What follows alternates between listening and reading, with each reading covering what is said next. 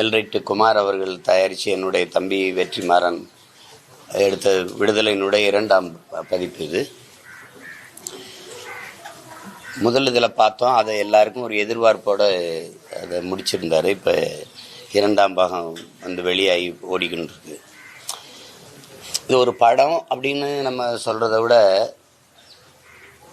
ஒரு அடிமைப்பட்டு ஒடுக்கப்பட்டு வீழ்த்தப்பட்டு கிடக்கிற நம்ம இன மக்கள்னு இல்லை, உலகம் பூரா இருக்கிற எல்லா மானுட சமூகத்திற்குமே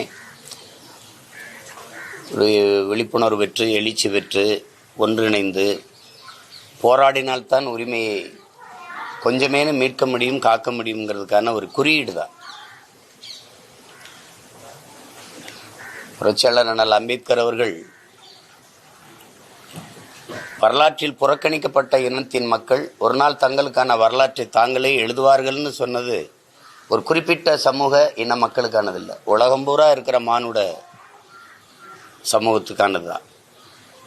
இழந்துவிட்ட உரிமைகளை பிச்சை கேட்டு பெற முடியாது, போராடித்தான் பெற்றாக வேண்டும் என்றும் அவர் போதித்ததும் ஒரு குறிப்பிட்ட ஒரு கூட்டத்துக்கு இல்லை, மொத்த மானுட சமூகத்துக்கும் தான்.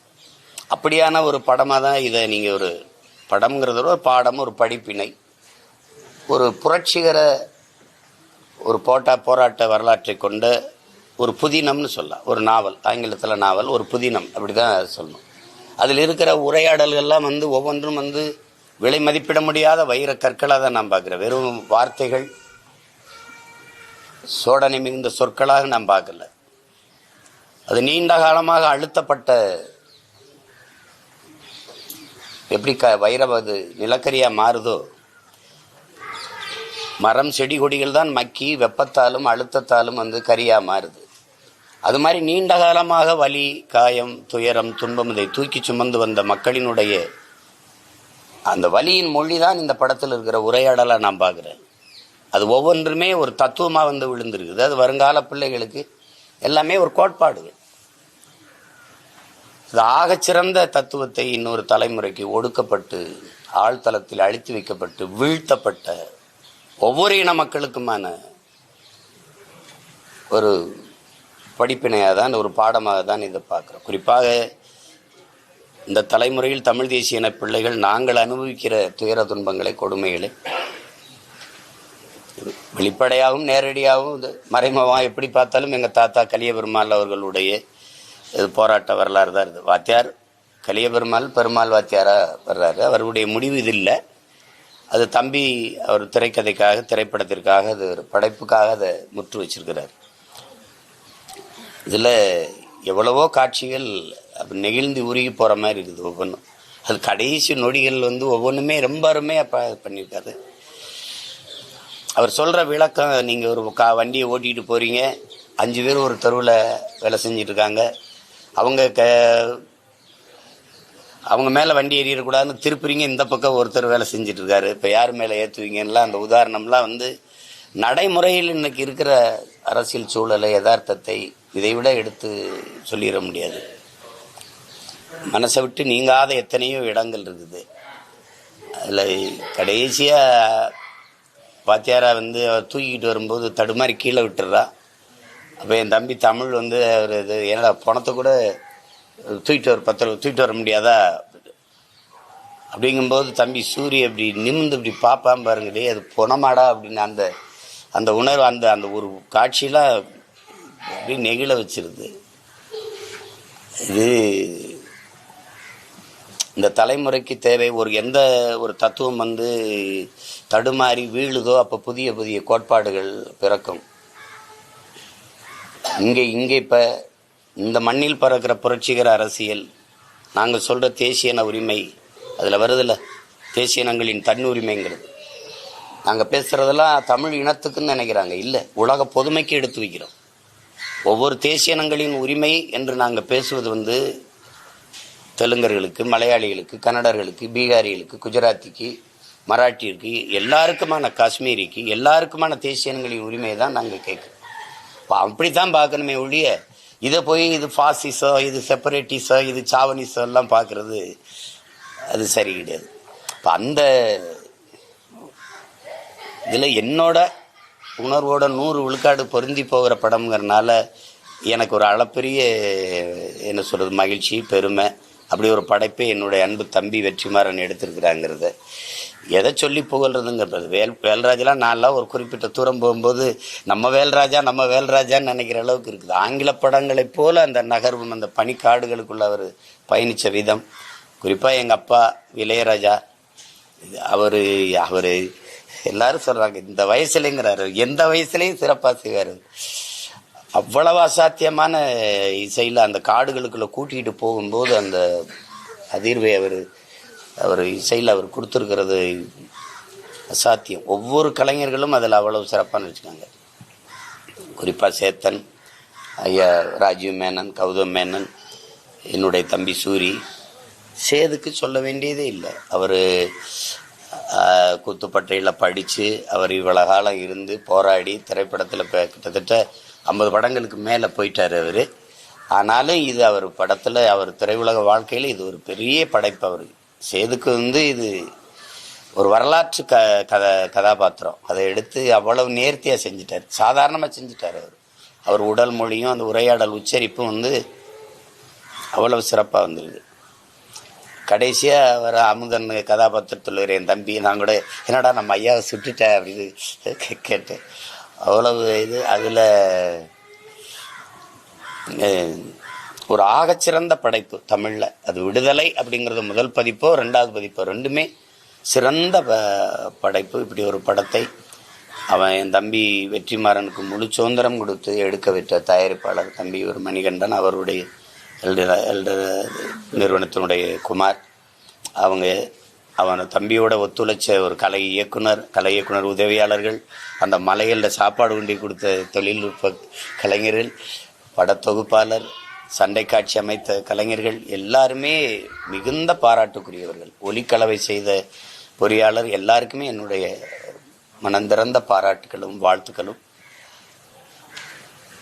இது உலக தமிழ் மக்கள் போற்றி கொண்டாட வேண்டிய ஒரு அரிய படைப்பை என்னுடைய தம்பி கொடுத்துருக்கிறாருங்கிறதுல எனக்கு பெருமையும் மகிழ்ச்சி. வேற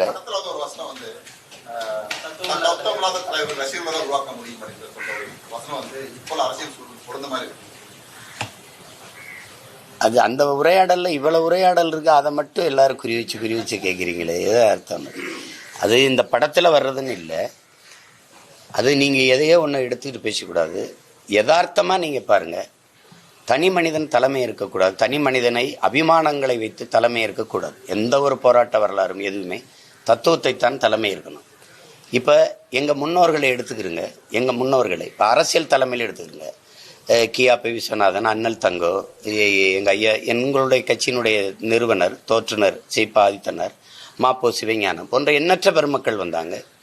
மறைமலை அடிகள், திருவிக்கா, இப்படி பல பேர் எங்கள் தத்துவத்தின் முன்னத்தியர்கள். அயோத்தியாச பண்டிதர், எட்டமலை சீனிவாசன், சிங்காரவேலர், ஜீவானந்தம், உங்களுக்கு தெரியும், தெய்வ திருமணம் முத்துராமலிங்க தேவர், எங்கள் பாட்டனார் வஉசி, இப்படி எல்லோரும் முன்னோர்கள். ஆனால் அவர்கள் எல்லாம் முன்வைத்த கோட்பாடுகள் தான் இன்னும் வாழ்ந்துக்கிட்டு இருக்கே ஒழியா, அதை தான் நீங்கள் பார்க்கணும், அதை தான் பார்க்கணும். இப்போ இதில் இருக்கிற நிறைய வார்த்தைகள் எங்கள் தலைவரே எங்களுக்கு கற்பித்ததான். குறிப்பாக நீங்கள் அங்கே போய் நீங்கள் போங்க, உங்களுக்கு என்ன செய்யணும்னு தெரிய வந்துருங்கிறது எனக்கு அவர் சொன்னது தான் நான் பல தடவை சொல்லியிருக்கேன். இப்போ தனி மனிதனை அபிமானத்தில் தலைமை இருக்கிறதை விட்டுட்டு தத்துவத்தை தலைமை இருக்கிறது தான் உலகம் பூரா நிகழ்ந்திருக்கு. அந்த மாதிரி இப்போ இயக்கங்கள் தான் வென்றிருக்கு. அதை தான் அவர் சொல்கிறார். சரியான தத்துவ நிலைப்பாடு இல்லாமல் இருந்தால் இப்போ நீங்கள் எல்லாருமே நீங்கள் எங்ககிட்ட இருக்கிறீங்க, கூட்டணி வைக்காமல் எப்படி வெல்ல முடியும்னு. இது எவ்வளோ பெரிய தடுமாற்றமான ஒரு கேள்வி. ஒரு கட்சியோட நான் கூட்டணி வைக்கணும்னா நான் ஏன் தனியாக கட்சி வைக்கணும்? இதுக்கு உங்கள்கிட்ட பதில் இருக்கா? ஒரு கட்சி இருக்குது, அது ஒரு கோட்பாடை வச்சு போகுது. நான் ஒரு கட்சி வச்சிருக்கேன், நான் என்ன கோட்பாடை சொல்லி கட்சி ஆரம்பித்தேன்?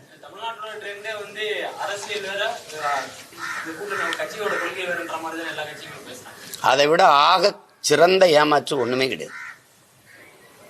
அது வேற, அது வேற. அது எப்படி நீங்க சொல்லுவீங்க? அரசியல் வேறன்னா அரசியல் யாருக்காக செய்யறது?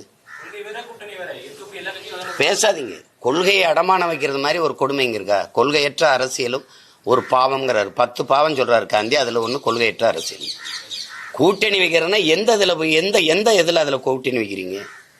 அப்ப தனிய கொள்கை இதுக்கு அந்த கட்சியோட போய் சேர்ந்துட்டு போயிடலாமே. அந்த கட்சி எந்த கட்சியோட கூட்டணி வைக்கிறோமோ 10 கட்சிகள் சேர்ந்து ஒரு கட்சியோட கூட்டணி வைக்கும்போது தனித்தனியா கட்சி தேவையில்லையே.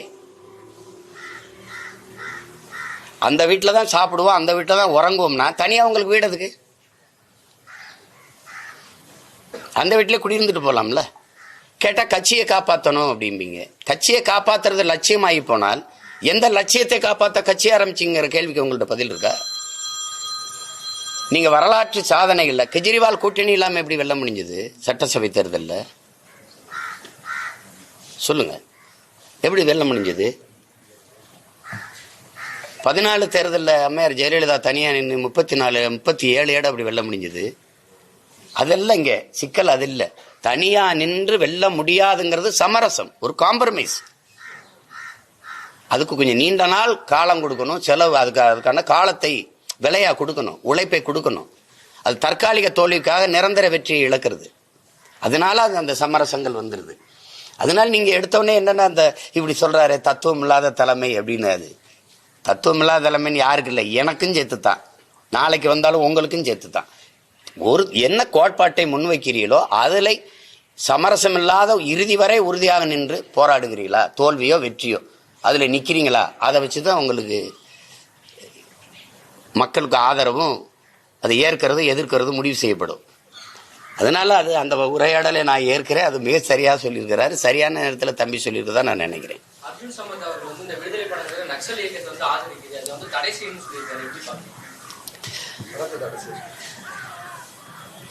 ஒரு மதத்தை போற்றுவது, மதம் சார்ந்த மக்களை மட்டுமே நலன் சார்ந்து பேசுவது, அதை மட்டுமே பேசுவதை விடவா ஒரு கொடிய நக்சல் இந்த நாட்டில் இருந்துட முடியும்? நக்சலுங்கிறது புனிதமான சொல். அதை போய் நீங்க திருப்பி பேசிக்காதீங்க. நீங்க நக்சல் எப்படி உருவானான்னு சொல்லுங்க. இதுல காட்டப்படுற நக்சல்னா இந்த படம்ங்கிறது இங்க பாருங்க, ஒரு போராட்டக்காரன், ஒரு போராளி எங்க வாரான், இவன் ஏன் கத்துறான்னா சும்மா கத்துவானா? வலிக்கிறதுனால கத்துவான், ஒன்னும் பசித்து கத்துவான், வலியினால கத்துவான், அப்படித்தானே? அப்ப அது ஏன் கத்துறாங்கிறத நீங்க கேட்காம கத்துறான், சும்மா கத்துறான், பைத்தியக்கார மாதிரி கத்திக்கிட்டு இருக்கான், அப்படி பார்த்தா அப்படி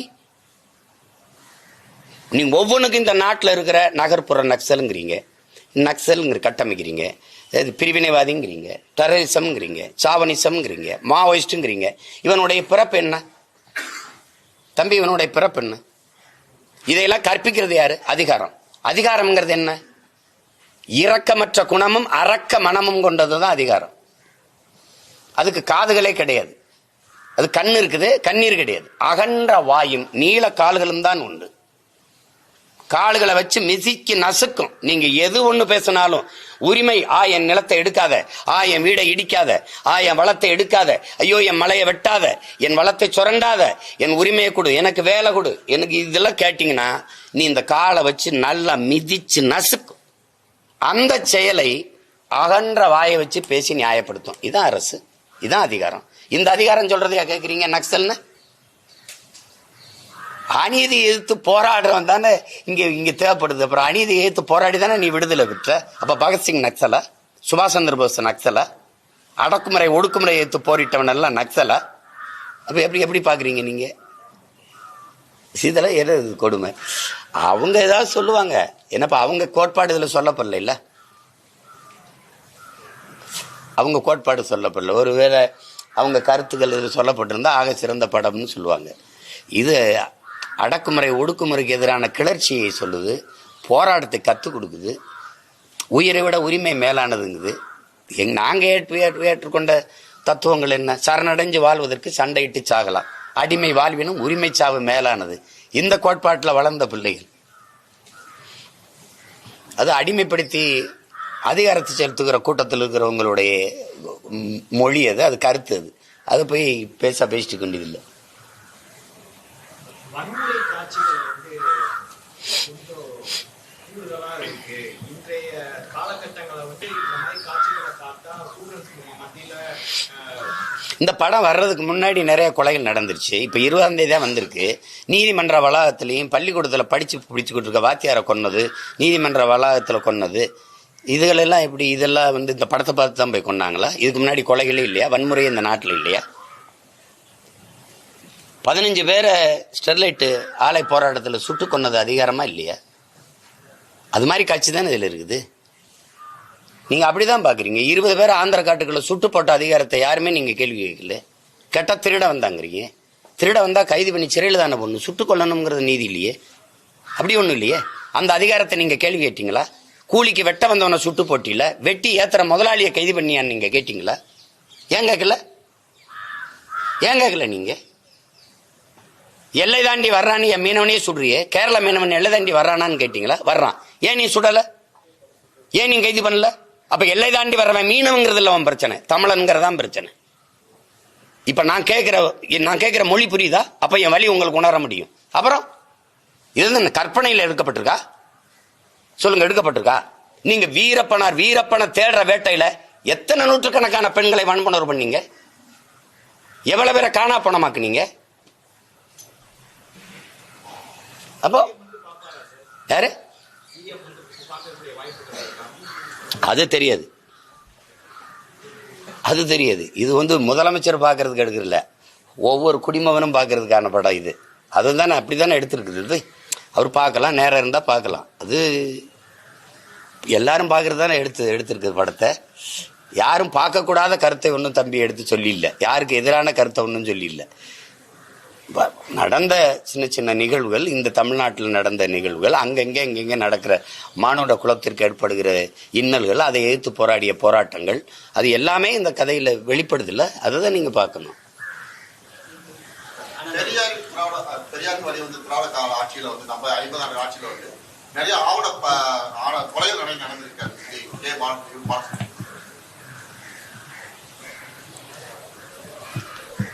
அது மறுக்க முடியாது. இந்த பெருமையை சாதியில் வச்சதுதான் பிரச்சனை.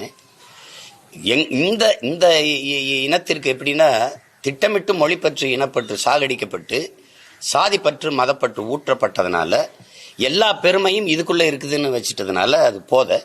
அது ஐயா பெரியார் அவர்களே சொன்னதுதான், மார்க்ஸ் போன்ற மேதைகளும் சொன்னதுதான். இந்த கள்ளு சாராயம் மற்ற போதைப் பொருளாக அது குடிச்சாதான் ஏறும், தொட்டு நாக்கில் வச்சாதான் ஏறும்.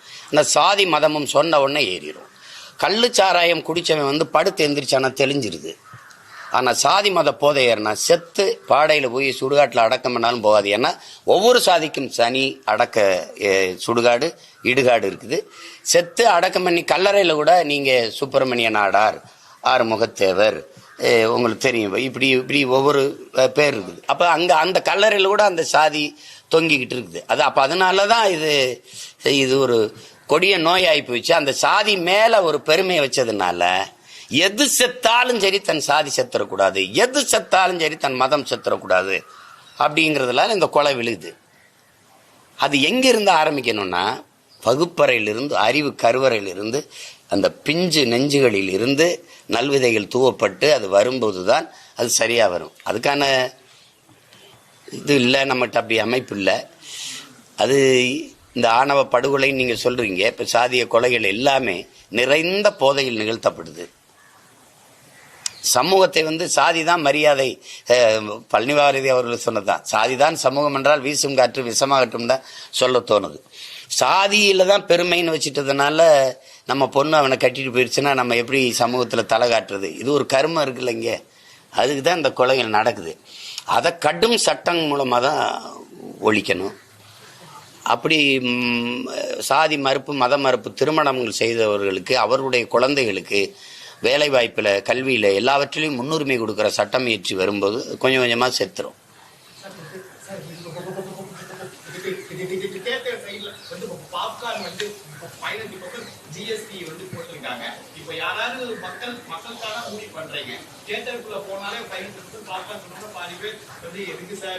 கேட்கக்கூடிய கேள்விகளாக நாங்கள் ஊடகத்தில் பதிவு பண்ணிட்டு இருக்கிறோம்.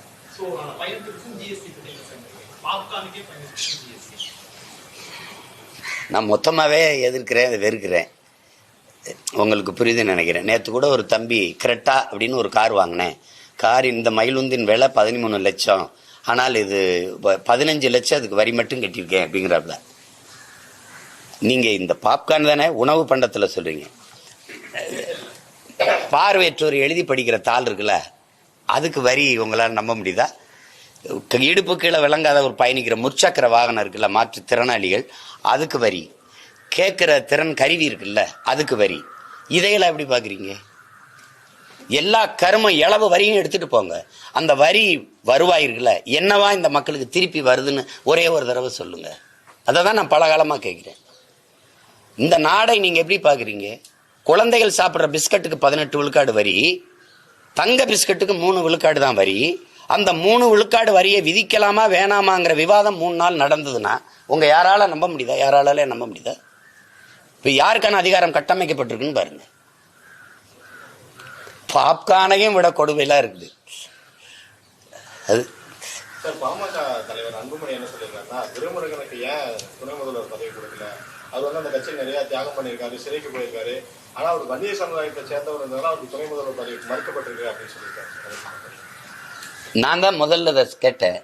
இப்போ பார்த்துருப்பீங்கன்னு நினைக்கிறேன். எங்கள் ஐயாவுக்கு கொடுக்கக்கூடாதான்னு கேட்டது நான் தான். அது முதல்ல அதை ஐயா சொல்லியிருக்கிறாங்க. அந்த ஆதங்கம் வந்து ஒவ்வொரு தமிழ் மகனுக்கும் இருக்கும். எங்கள் ஐயா அன்புமணிக்குன்னு இல்லை, எல்லா தமிழனுக்கும் இருக்கும். இப்போ நீங்கள் இப்படி பாருங்களேன், நீங்கள் சனாதனம்ங்கிறீங்க. சனாதனம் பிறப்பினாலே ஒருவருக்கு உயர்ந்த பதவி வந்திருக்குங்கிற அமைப்பு இருக்குல்ல, கிடைச்சிருங்கிற ஒரு அமைப்பு இருக்குல்ல, அதை எப்படி பார்க்குறீங்க? அதுதான் சனாதனம். இந்த இடத்துல அவர் பிறந்துட்டதுனாலேயே எளிதாக அவருக்கு அந்த பதவி வந்துடும், உயர் பதவி கிட்டிருங்கிற அமைப்பு இருக்குல்ல, அந்த நிலைமை இருக்குல்ல, அதுக்கு பேர் தான் சனாதனம். உங்கள் அப்பா இருப்பார், அப்புறம் நீங்கள் வருவீங்க, இப்போ நீங்கள் இருப்பீங்க, உங்கள் மகன் வருவார். இவ்வளவு பெரிய நாட்டுக்குள்ளே இல்லாத துணை முதல்வர் உங்கள் வீட்டுக்குள்ளே தான் வருவாராங்கிற கேள்வியை நீங்கள் எழுப்பி பார்க்கணும். அதுக்கு தான் நீங்கள் குடிவாரியாக கணக்கெடுங்கிறோம் நாங்கள். அப்படிதானே நீங்கள் பார்க்கணும். இப்போ நீங்கள் எந்த வழியில் எங்கள் ஐயா துரைமுருகனை தாண்டி தம்பி உதயநிதிக்கு தகுதி வந்துருச்சுன்னு கொடுத்தீங்க? அந்த கேள்வியை கேட்க வேண்டியது, கேட்டால் அது திமுகவின் உட்கட்சி பிரச்சனைன்றீங்க. நீங்கள் முற்போக்கு பேசுனீங்க, சுயமரியாதை பேசுனீங்க, எல்லாம் பேசுனீங்க, பகுத்தறிவு பேசுனீங்க. கடைசியாக நீங்கள் முற்போக்குவாதிகளை, சீர்திருத்தவாதிகளை, புரட்சியவாதிகளை உருவாக்குவதா கொத்தடிமைகளை உருவாக்கி வச்சுட்டீங்க. ஒரு முன்னாள் சட்டமன்ற உறுப்பினரே இனமான பேராசிரியர் விருதை பெற்றுட்டு அவரே பேசுறாரு, எங்களை கலைஞர் வீட்டினுடைய கொத்தடிமைகள் என்று கூட சொல்லுங்கள், எங்களுக்கு பெருமைதான் பேச வச்சுட்டீங்க. நான் சொல்லல, அவரே சொல்றாரு நாங்க கொத்தடிமைகள் தான். இதை நம்ம 2 பேரும் பேசி என்ன இருக்குது? முதல்ல இந்த மாதிரி கொடுக்க போறாங்கும் போதே நான் தான் இதை பேசினேன். இப்ப என்னுடைய பேச்சு இருக்கு, காணொலியில இருக்கு. ஏன் நீங்க எங்க ஐயாவை கொடுக்க கூடாது அப்படின்னு அப்ப கூட சொன்னேன். இடைக்கால இவர் அமெரிக்கா போகும்போது இடைக்கால முதல்வர் எடுக்க போறதா கூட பேச்சு வந்தது. அந்த வாய்ப்பையாவது எங்க ஐயாவுக்கு கொடுங்கன்னு கூட நான் பேசினேன். அண்ணா காலத்திலிருந்து ஐயா கருணாநிதி அவருடைய காலத்திலிருந்து வந்த ஒருத்தர், இவருக்கு எம்ஜிஆர் காசில் படிச்சவர் இவரு. அவர் நினைச்சிருந்தா எம்ஜிஆர் கூடவே இருந்திருக்கலாம். அவ்வளவு இது அது. இப்ப அதை போய் நம்ம பேசி ஒன்றும் இல்லையே. நம்ம இதை கேட்குற எல்லாருக்கும் உங்களுக்கு வருத்தம் வருதா? அதுல இருக்கா? எனக்கு இருக்கு, கோபம் இருக்கு, உங்களுக்கு இருக்கா? அப்படி ஒவ்வொருத்தருக்கும் கோபமும் வருத்தம் வந்துச்சுன்னா சரியாயிடும். வெற்றிமாறன் அவர் வந்து மார்க்சிய தத்துவத்தை வந்து முழுமையா விடுவாங்களா? அதனால வந்து தத்துவ முரண் உள்ள காட்சிகள் நிறைய விடுதலை குழு இருக்குன்னு சொல்லி இடதுசாரி ஆதரவாளர்கள் வந்து பதிவு எல்லாம் போட்டுருக்காங்க. என்ன தத்துவம்? அந்த இடதுசாரி தோழர்கிட்ட கேளுங்க, உங்க தத்துவம் என்னன்னு கேளுங்க. இல்ல உங்க தத்துவம் என்ன சொல்றது? நீங்க ரஷ்ய அதிபர் ஜோசப் ஸ்டாலினை இங்க இருக்கிற மு.க. ஸ்டாலின் 2 ஒண்ணு நினைச்சுக்கிறது தவிர உங்களுக்கு வேற ஏதாவது தத்துவம் இருக்கா? வேற ஏதாவது தத்துவம் இருக்கா? தம்பி, அன்னைக்கு நீங்க காம்ரேட், இன்னைக்கு நீங்க கார்பரேட். உங்களுக்குள்ள என்ன, நீங்க என்ன தத்துவத்தை பத்தி பேசுறீங்க? நீங்க எந்த தத்துவம் உங்கள்ட்ட உயிர்ப்பட இருக்கு? எந்த தத்துவம் இருக்கு? தேசியனங்களின் உரிமைக்கு நிக்காதவன், உரிமைக்காக போராடாதவன் ஒரு ஜனநாயகவாதியே இல்லை. அவன் எப்படி கம்யூனிஸ்டா இருக்க முடியும்னு கேட்டது லெனின். நீங்க தேசியனங்கள் உரிமைக்கு உங்களுக்கும் 10,000 கிலோமீட்டர். தேசிய உரிமைக்கு நிக்கிறீங்களா நீங்க? நான் அதை கேட்டால் லெனின் சொன்னதை இன்னைக்கு பொருத்த முடியாதுன்னு. லெனின் சொன்னதை பொருத்த முடியாது. நீங்க சொல்ற இலவகர் மந்திரத்தை எங்கே போய் பொருத்துறது? எந்த இடத்துல நீங்க நிக்கிறீங்க? மொழிக்கு நிக்க மாட்டீங்க, நிலம் வளத்துக்கு நிக்க மாட்டீங்க, அப்புறம் இனம் கிடையாது, இன உரிமை கிடையாது. எந்த இடத்துல நிப்பீங்க? என்னுடைய பண்பாடு, என்னுடைய கலை இலக்கியம், என்னுடைய வழிபாடு எதுக்கு இல்லை? கலை இலக்கியம்னு ஒன்று வச்சுட்டு இருந்தீங்க, அது எங்க இருப்பா? அது எங்க? அதுவும் இல்லை. நீங்க போய் இதுல அது தத்துவத்தை உள்வாங்கல, இது எப்படி இருக்கு? கொடுமைதான். உள்வாங்கியதாலதான் அவனுக்கு இந்த படத்தை எல்லாம் இப்படி படைக்கணும்னு தோணுது. அதெல்லாம் சொல்லிட்டு இருக்காதீங்க. நீங்க இப்ப உட்கார்ந்து இருக்கிற நான் எங்க இருந்து வந்தேன்றீங்க? பல வேறு, ஒரு வேறு இல்ல, திராவிட வேறு மட்டும் இல்ல, மார்க்சிய வேறு, மாக்கா ஈக்கா எல்லா இடத்துலயும் நின்று இங்க இருந்து வந்தால்தான். 5 விரல், ஒரு விரல் பிடிச்சு நடக்கல, 5-6 விரல் பிடிச்சு நடந்தாலும் கடைசி அங்கே வந்து நிக்குது தேசிய இன உரிமை அப்படின்னு வந்து நிக்குது. இதுலயே படம் முழுக்க பாருங்க. அப்படி வந்து வந்து வந்து அந்த தமிழ் தேசிய அப்படிங்கறதெல்லாம் நீங்க அமைதிப்படுத்துற அளவுக்கு அச்சம் வருது உங்களுக்கு. நாடு தமிழ்நாடு தானே, அப்ப தேசம் தமிழ் தேசம் தானே. இங்கு வாழுகிற மக்களின் மொழி, கலை, இலக்கியம், பண்பாடு, அவங்களுக்கான ஒரு உரிமைக்கு ஒரு அரசியல் இருக்குல்ல. அந்த அரசியலை பேசுறதுல உங்களுக்கு எதுக்கு இவ்வளவு பதட்டம் வருது? எதுக்கு இவ்வளவு பதட்டம் வருது? அப்ப குர்திஷ் மசா சொன்னதுதான், நாங்கள் மொழி, இனம், நிலம், வளம் என்றெல்லாம் பேசும்போது உங்களுக்கு ஒரு நடுக்க வருதுன்னா உங்க அடித்தளத்தை என் தாய் நிலத்தில் கட்டமைச்சிட்டீங்கன்னு பொருள். அதான் அவர் சொல்லுது. நீங்க சாதி மதங்களை வச்சுக்கிட்டு சாராயம் பணத்தை வச்சு வண்டி ஓட்டிக்கிட்டு இருந்தீங்க. நாங்க வந்து மொழி, இனம், நிலம், வளம், காடு, மலை, ஆறு, அருவின்னு பேசணுன்னே உங்களுக்கு வேற அரசியலுக்கு மக்கள் திரும்புறாங்கன்னொன்னே நடுக்க வருது.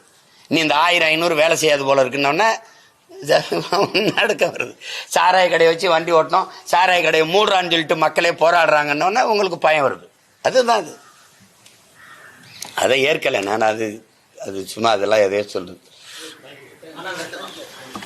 100% இந்த படம் உங்களோட பொருந்துன்னு நீங்க பேசுறீங்க. படத்துல ஒரு டைலாக் வரும், காலத்துக்கும் சூழலுக்கு ஏற்ற வகையில போராட்டத்தோட வடிவத்தை மாற்ற வேண்டிய தேவை இருக்கிறது. நாம் தமிழர் அரசியல் காலத்துல அவங்களோட அரசியல் வியூகத்தை மாற்றுமா இருந்தா? இல்ல மாத்தினதுனாலதான் நான் எங்க தலைவர் வழியிலிருந்து, எங்க தாத்தா வழியிலிருந்து, எங்க அண்ணன் தமிழரசன் வழியிலிருந்து இங்க வந்தது. இந்த உட்கார்ந்து இருக்காருல்ல, இவருடைய அப்பா தான் அது வாத்தியாரு. இவரும் இவரோட 13 வருஷம் சிறையில் இருந்தவர். இவருடைய மனைவி எங்கள் தாத்தாவோட மருமகள். இவர் சிறையில் இருக்கும்போது பொண்ணு கொடுக்கல யாரும். அவங்க சின்ன வயசு பெண்ணு. சரி மாமாவை யாருமே கல்யாணம் பண்ணிக்கல, நான் பண்ணிக்கிறேன்னுங்கிற சொன்ன மகள் இது தான். நீங்கள் கவனிங்க, எங்கள் தாத்தா வந்து எங்கள் தாத்தா முத்துராமலிங்க ஒரு மண்டபத்தில் ஒரு நிகழ்ச்சி. அப்போ அது ஒரு சிவப்பு துண்டை போட்டு இப்படி உட்கார்ந்துருந்தார். அப்போ நான் சின்ன ஆள், ஒரு 25 வருஷத்துக்கு முன்னாடின்னு வச்சுக்கிறீங்களேன், அவர் இறக்குறதுக்கு கொஞ்சம் முன்னாடி. அப்போ அவர் என்னை இங்கிட்டு ஓடிக்கிட்டு இருந்தோன்னு கூப்பிட்டீங்க, வா இன்னொரு சோழனா பையிலிருந்து ஒரு புத்தகத்தை எடுத்து இந்த புத்தகம் தான், இதை வச்சுக்க, இதுதான் உனக்கு கொடுக்க என்கிட்ட இருக்குன்னாரு. அதை படிக்கும்போது கடைசி பக்கத்தில் எழுதிப்பார், மக்களை அணிதிரட்டி அரசியல் படுத்தாமல் புரட்சியை ஒருபோதும் முன்னெடுக்க முடியாது. தாத்தா சொன்னதை பேரன் செஞ்சுக்கிட்டு இருக்கீங்க. உங்களுக்கு புரியுதுன்னு நினைக்கிறேன். எங்கள் தலைவன் வந்து அந்த நிலத்தில் ஆயுதத்தை வச்சு அடக்கி ஒடுக்கும்போது உங்களுக்கு எந்த மொழியில சொன்னா புரியுமோ அந்த மொழியில தான் நாங்க பேச முடியும்னாருல, அது அவர் சொன்னதுதான். அப்ப சிங்களனுக்கு அவனுக்கு புரியுற மொழியில நம்ம பேச வேண்டியது இருக்குன்ட்டு அதை தான் மாசேத்துவங்க என்ன சொல்றாரு, மாவ சொல்றாருல்ல, நான் என்ன ஆயுதம் எடுக்கணுங்கிறத எதிரி தான் முடிவு செய்யறான். கருவியா கருத்தியல் புரட்சியா? அது இப்ப எங்க முன்னோர்கள் காட்டின வழியில அவங்க வந்து நாங்க இப்ப மக்கள் அரசியலுக்கு வரும்போது கருத்தியல் புரட்சி. என் தம்பி கூட கேட்டான், ரொம்ப டாக்கி, அதாவது உரையாடலா பேச வேண்டியது இருக்கேன்னு சொன்னா. கருத்தியல் புரட்சி தான் உங்களுக்கு வழின்னு வரும்போது பேசத்தானே ஆகணும் மக்கள்கிட்ட. ஆயுதம் ஏந்தி நிக்கிறவன் பேச வேண்டியது இல்லை. அரசியல் வரும்போது, மக்கள் அரசியலுக்கு வரும்போது மக்கள்கிட்ட கருத்தை விதைச்சாதான். மண்ணில் புரட்சி வரணும்னா மக்கள் மனத்தில் வரணும். மக்கள் மனத்தில் எப்படி வரும்? நல்ல கருத்து. ஆமா அவன் சொல்றது இப்ப ஒண்ணும் கிடையாது. நீங்க எல்லாருமே படம் பார்த்தோம், தம்பி படத்தை பார்த்தோன்னே என்ன செய்ய சொல்ற, இங்க சைலன்ஸுங்கிறதே சத்தமா தானே சொல்ல வேண்டியது இருக்குன்னு கை தட்டினா. ஏன்னா எல்லாருக்குமே தெரியுது, ஆனா ஒருத்தர் எடுத்து சொல்ல வேண்டியது இருக்கு. என்னப்பா செய்ய சொல்ற, சைலன்ஸுங்கிறதே சத்தமா தானே சொல்ல வேண்டியது இருக்குது. இதையும் நோய்பட்டு போச்சுன்னா அறுவை சிகிச்சை பண்றது அது என்ன வன்முறையா? அது சிகிச்சை. அது மாதிரிதான் இதுன்னு சொல்றது இருக்குல்ல. அப்ப அதை சொல்லித்தான் அவனுக்கு புரிய வைக்க வேண்டியது இருக்கு. அதனால இப்ப நாங்க பாதை சரியா தேர்ந்து செஞ்சிருக்கோம். இதுல ஒரு சமரசம் இல்ல. நீ இன்னொரு 10 தேர்தல் கூட என்னை தோக்கடிங்க, நான் செத்தே போயிடறேன்னு வச்சுக்கிறேன். இப்ப என் முன்னோர்கள்லாம் இல்ல, ஆனா நான் வருவேன்னு யாராவது நினைச்சாங்களா? நானே நினைக்கல.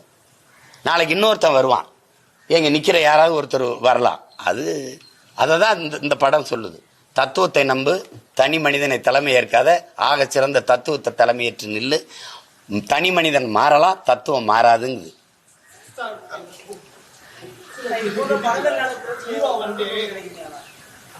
ஒரு சில ஹீரோக்கள் வந்து இந்த மூவிக்கான வாய்ஸ் கொடுத்து விட்டா இன்னும் கொஞ்சம் மக்கள் மத்தியில இன்னும் கொஞ்சம் ஸ்பீடா போய் சேரும். நடிகர் சூப்பர் ஸ்டாரா இருக்கட்டும்,